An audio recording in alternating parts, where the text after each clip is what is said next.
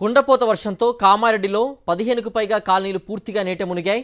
ఇళ్లలోని సామాగ్రి మొత్తం దెబ్బతిన్నాయి. అకస్మాత్తుగా వచ్చిన వరదలకు కనీసం ఏవీ బయటకు తీసుకెళ్లలేని పరిస్థితి. వరద ప్రభావం తగ్గినా దెబ్బతిన్న ఇళ్లను చూసి ప్రజలు లబోదిబోమంటున్నారు.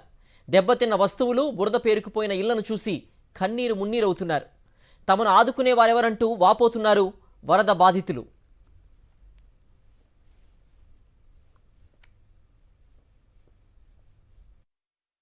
సార్ 10-15 లక్షలు పోయినాయి. ప్రాణాలు ఒకటి దక్కినాయి. ఏం లేదు. మొత్తం ఆ రోజు నీళ్ళు వచ్చేదాకా తెలియలేదు నాకు. మా ప్రాణమే అల్లవు.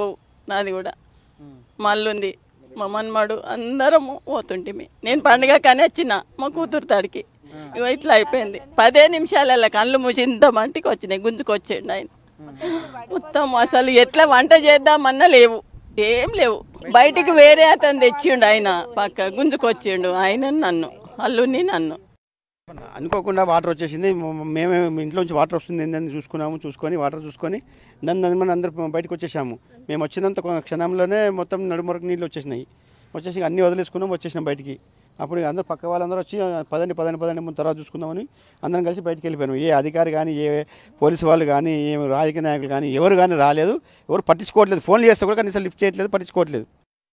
ఈ వాటర్ వచ్చి మొత్తం సత్రోలు అయిపోయింది. ఉన్న సామాన్ అంతా ఎక్కడిదక్కడ చింద్ర అయిపోయినాము. ఇప్పుడు ఏం చేయాలో అర్థమవుతలేదు. మాకు ఎక్కడ పోవాలో తెలుస్తలేదు.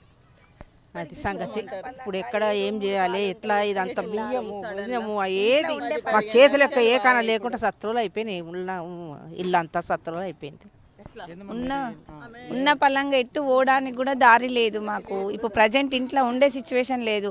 సత్యగాడైనా బాబావాడ ఫంక్షన్ హాల్ ఎన్ని రోజులు ఉంటాం? 3 రోజులు ఉంటాం కావచ్చు. తర్వాత పరిస్థితి ఏంది? ఒక్క నాయకులు ఎవ్వరు, ఏ ఆఫీసర్స్ కూడా రాలేరు, అడగలేరు.